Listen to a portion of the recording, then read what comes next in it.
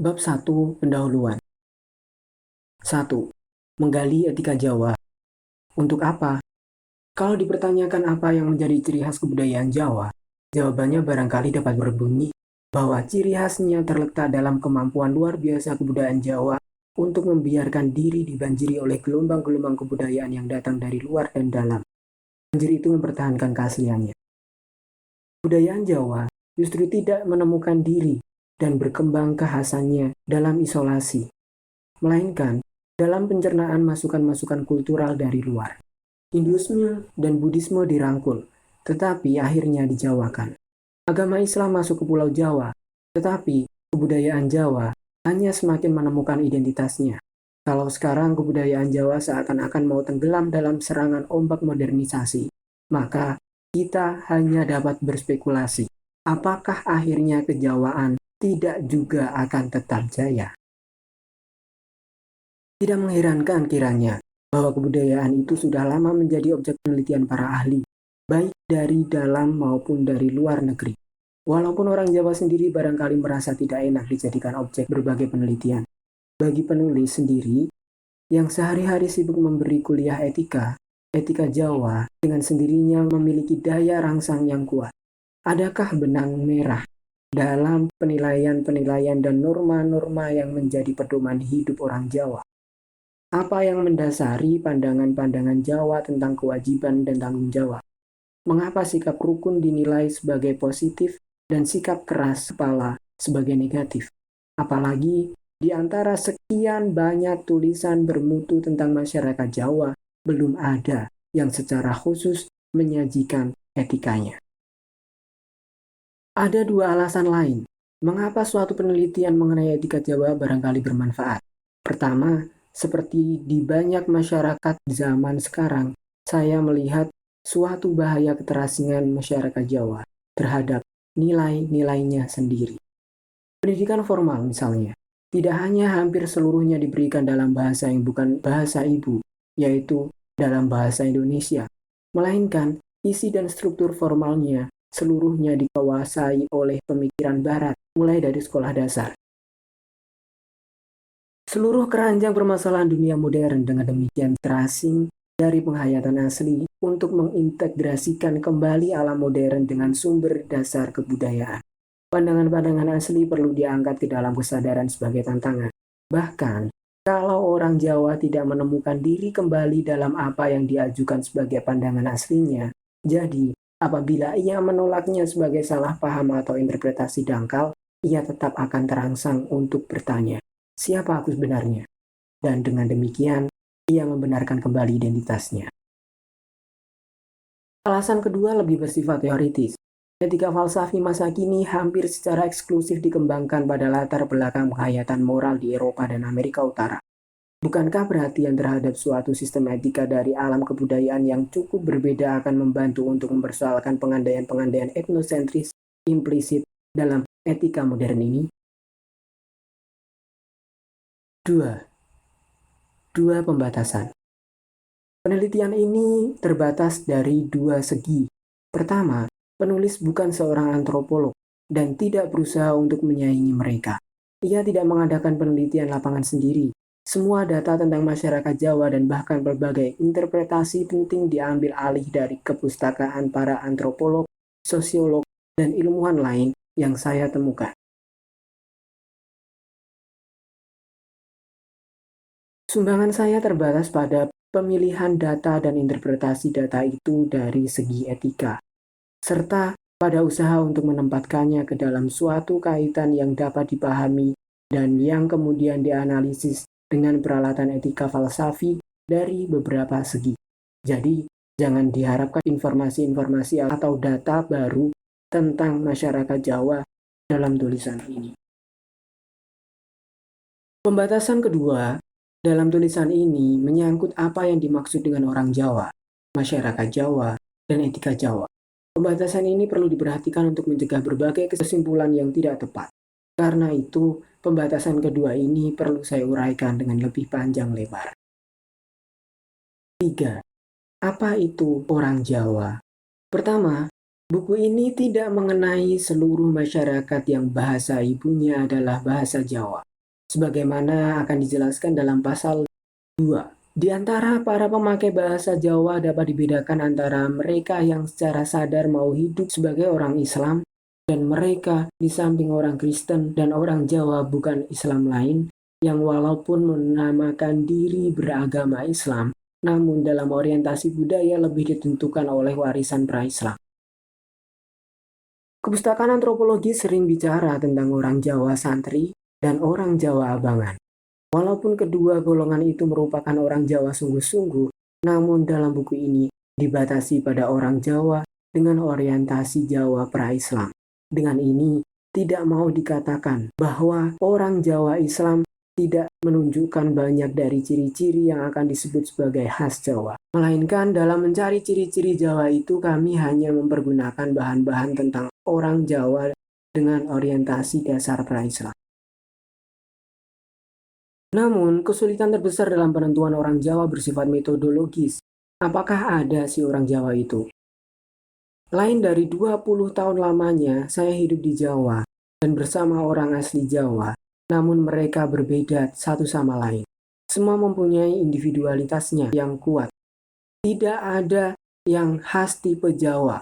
Ada yang polos dan ada yang berbelit-belit. Ada yang halus dan ada yang kasar. Ada yang berterus terang dan ada yang malu-malu. Ada yang bersikap seenaknya dan ada yang bekerja fanatik. Ada yang tidak berani bertindak sendirian. Ada yang tidak banyak peduli akan sikap kelompoknya. Celaka lagi, sifat-sifat itu juga saya temukan pada orang di Jerman dan di lingkungan kebudayaan lain. Penelitian-penelitian para ahli pun tidak banyak membantu. Clifford dan Hildert Geertz mengadakan penelitian di sebelah timur Kediri. Kuncoroningrat di daerah Kebumen, Niels Mulder di Yogyakarta. Sutresno menulis apa yang diharapkan agar dikagumi pada orang Jawa, dan Ben Anderson membaca kepustakaan Jawa, dan seterusnya, dan seterusnya. Oleh karena itu, berikut ini saya tidak mencoba untuk mengumpulkan semua data moral masyarakat Jawa dan menyusun suatu sistem etika yang mau dianggap nyata-nyata berlaku di antara semua atau kebanyakan orang Jawa. Sistem homogen semacam itu tidak ada, sebagaimana juga si orang Jawa tidak ada. Maka, dalam tulisan ini, saya tidak bermaksud untuk merumuskan suatu saringan deduktif dari paham-paham dan sikap-sikap moral dalam masyarakat Jawa dewasa ini, atau 30 tahun yang lalu, atau di Jawa pramodern, untuk kemudian menamakannya etika Jawa. Saya sama sekali tidak akan mengatakan sesuatu mengenai eksistensi suatu etika Jawa sekarang, atau di salah satu zaman lampau, melainkan saya memakai cara lain. Dari data yang saya temukan di berbagai sumber yang mempunyai bobot dan jangkauan bicara yang cukup berbeda-beda, serta berdasarkan gambaran intuitif saya sendiri, saya mengonstruksikan suatu sistem etika, yaitu etika Jawa. Maka, etika Jawa begitu pula orang Jawa dan masyarakat Jawa merupakan konstruksi teoritis penulis.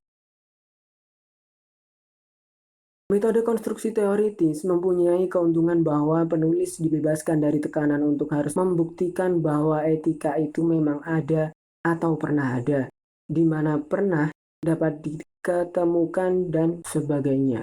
Sekaligus dapat dibangun sebuah tipos ideal, menurut paham Max Weber, yang karena bebas dari realitas yang tidak pernah murni, konsisten, atau logis, secara sempurna memuat ciri-ciri khas dari satuan-satuan dalam sejenis. Sebenarnya, tipos-tipos ideal sering digunakan apabila kita, misalnya, bicara tentang feodalisme atau tentang perbedaan antara seni Bali dan seni Jawa. Kegunaan tipos ideal terletak dalam kemurnian paham yang mengizinkan kita bicara dengan jelas. Sedangkan terhadap realitas empiris, tipos ideal tidak merupakan cerminan atau saringannya, melainkan sebagai titik acuan atau tantangan. Kerugian penggunaan metode konstruksi teoritis terletak dalam bahaya bahwa kaitannya dengan realitas sosial empiris dapat semakin menipis, bahkan hilang. Untuk mengimbangi bahaya itu, Konstruksi etika Jawa menggunakan data-data ilmu-ilmu sosial empiris tentang masyarakat Jawa yang nyata.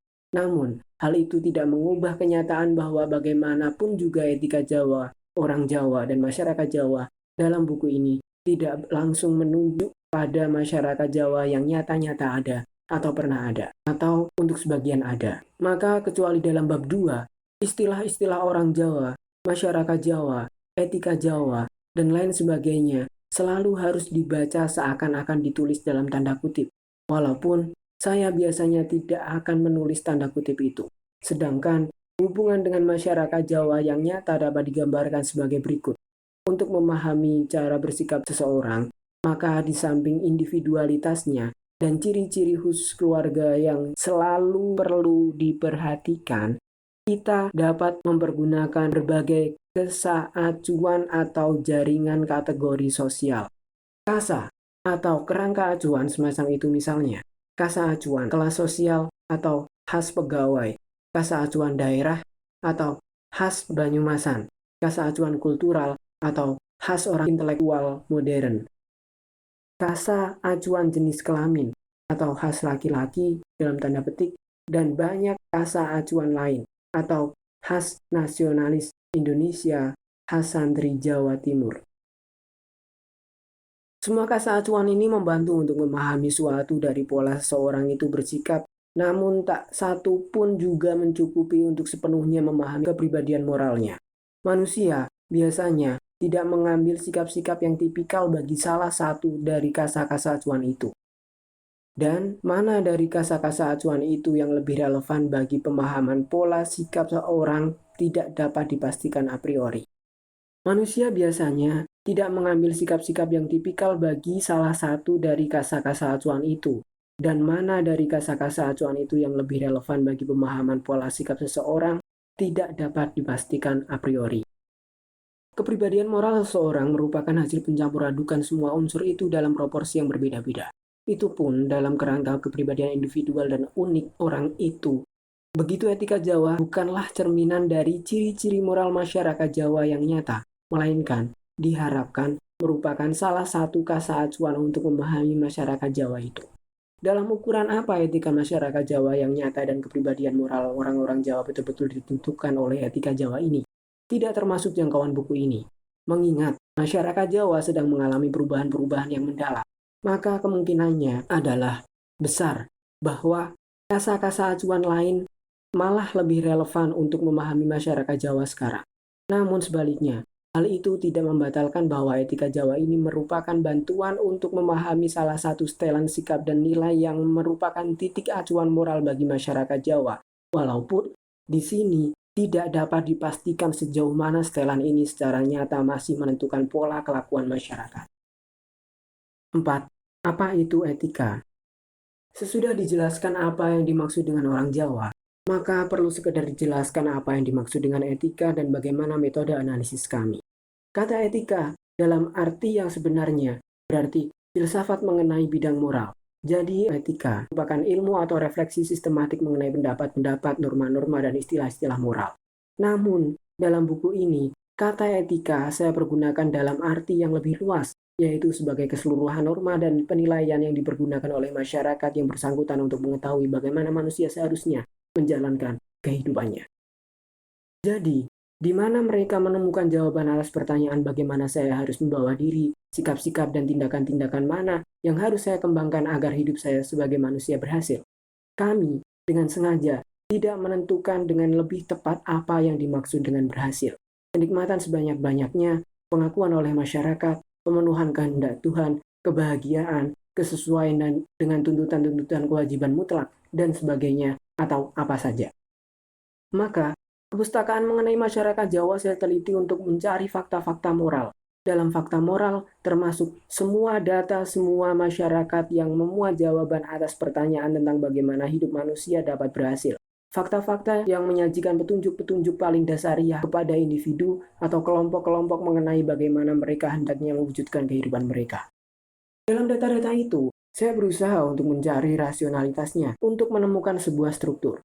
Saya susun atau saya konstruksikan data-data itu sedemikian rupa sehingga tanpa dipaksa-paksa menunjukkan keteraturannya. Dengan demikian fakta-fakta moral itu dapat dipahami. Kita tidak hanya tahu bahwa begitulah paham-paham etika Jawa, kita juga mengetahui mengapa paham-paham begitu rupanya. Dari satu pihak, saya berusaha untuk mengemukakan kaitan-kaitan logis normatif yang terdapat di antara pendapat-pendapat moral, supaya anggapan-anggapan moral yang paling fundamental dapat tercapai. Dari lain pihak, saya berusaha untuk memperlihatkan bahwa pendapat-pendapat normatif etis dapat dikaitkan dengan keyakinan-keyakinan deskriptif, pandangan dunia Jawa, dan dapat dipahami melalui kaitan itu. Demi tujuan itu, saya mengajukan pertanyaan, apakah ketaatan terhadap norma-norma moral Jawa dapat dianggap kalau ditempatkan ke dalam kerangka pengertian pandangan dunia Jawa akan memperbesar kemungkinan untuk mendekati kebahagiaan dan memperkecil bahaya frustasi-frustasi? Jadi, suatu etika dapat semakin dimengerti, dan karena itu pantas disebut rasional. Semakin etika itu dapat membantu untuk mencegah frustasi-frustasi kalau ditempatkan ke dalam kerangka pandangan dasar tentang hakikat realitas yang bersangkutan. Dengan cara ini, saya menggali struktur rasional etika Jawa. Struktur itu membuka kemungkinan untuk menempatkannya ke dalam skema teori-teori etika normatif dan seperlunya menarik beberapa kesimpulan umum dari kedudukan etika Jawa dalam skema teori-teori etika itu. Kiranya tak perlu diterangkan dengan panjang lebar bahwa pemilihan dan pembobotan data-data moral primer dari tulisan-tulisan para ahli, begitu pula strukturisasi data-data itu dari segi rasionalitas dengan sendirinya mengandaikan berbagai interpretasi. Kedua-duanya mau tak mau terjadi dari perspektif subjektif penulis. Perspektif subjektif ini kiranya tidak dapat dielakkan. Tambahan pula, saya memilih untuk menggariskan struktur-struktur teoritis yang saya rasa dapat ditemukan dalam etika Jawa dengan warna yang kuat, supaya bagi pembaca menjadi jelas apa yang saya kira dapat saya lihat. Dengan mengikuti Karl Popper, saya berpendapat bahwa semakin suatu interpretasi yang mau diberikan disajikan dengan terbuka, semakin terbuka pula interpretasi itu untuk dikritik, dan justru dengan demikian dapat memajukan pengertian kita. Fakta-fakta yang dilukiskan dengan garis-garis yang kabur memang lebih sulit untuk dikritik, tetapi oleh karena itu juga kurang memuat informasi. Oleh karena itu, berikut ini pattern-pattern dan kaitan-kaitan akan saya gambarkan dengan agak lebih tajam daripada dengan lemah. Dengan agak lebih pasti daripada dengan tak menentu, dan dengan lebih suka mengambil risiko untuk memberikan interpretasi yang berlebihan daripada interpretasi yang terlalu lemah. Dengan cara demikian, saya mengharapkan agar saya sanggup untuk mengemukakan posisi-posisi yang jelas, yang bagaimanapun juga, entah karena memang sesuai, entah karena ditolak secara spesifik, dapat memperdalam pengertian kita tentang masyarakat Jawa. 5. Susunan buku ini. Bab 2 berikut ini dimaksud bagi pembaca yang belum begitu paham akan kebudayaan Jawa. Pembaca-pembaca lain tidak akan menemukan sesuatu yang baru di dalamnya. Di dalamnya saya berusaha untuk menguraikan latar belakang bagi pembahasan etika Jawa selanjutnya. Saya berikan suatu ringkasan susunan masyarakat dan sejarah Jawa. Dalam hal ini, saya hanya mengulang apa yang telah dikemukakan oleh para ahli yang bersangkutan. Penelitian yang sebenarnya dimulai dalam bab 3. Saya menganalisis dua kaidah normatif utama kehidupan bersama masyarakat Jawa. Dalam bab 4, saya melukiskan dasar paham-paham Jawa mengenai hakikat realitas alam semesta seluruhnya dari 4 segi yang berbeda-beda. Terhadap latar belakang paham-paham dasar atau pandangan dunia itu, dua kaidah kehidupan sosial dari bab 3 dapat dimengerti logikanya. Bab 4 ini pun hanya mensistematisasikan apa yang telah dihasilkan oleh para ahli. Dalam bab 5, diteliti sikap-sikap moral dasar yang diharapkan oleh masyarakat Jawa dari anggota-anggotanya. Dalam hal ini, kami bertolak dari beberapa stereotip mengenai sikap-sikap batin khas Jawa yang ternyata cukup berguna. Kami mengharapkan dapat memperlihatkan bahwa kedua kaidah dasar kehidupan bersama tadi dan paham-paham yang kami sebut sebagai pandangan dunia Jawa bersama dengan sikap-sikap batin dasariah itu merupakan suatu kesatuan rasional yang dapat dipahami, yang menawarkan kepada orang Jawa suatu kemungkinan untuk mewujudkan kehidupannya dengan penuh makna dan memuaskan. Diharapkan agar bab 5 itu menghasilkan struktur latar belakang logis etika Jawa. Dalam bab 6, saya membahas beberapa masalah khusus yang tidak ada sangkut pautnya satu sama lain. Dengan demikian, saya ingin menguji dan lebih menjelaskan beberapa segi etika Jawa tertentu serta mencegah kesalahpahaman yang mungkin timbul. Bab 7, sebagaimana halnya bagian terakhir bab 3, bersifat falsafi dalam arti sungguh-sungguh. Saya mencoba untuk menganalisis etika Jawa yang telah diutarakan sebelumnya dari segi struktur teoritisnya dengan maksud untuk menemukan ciri-ciri teoritis etika Jawa yang khas.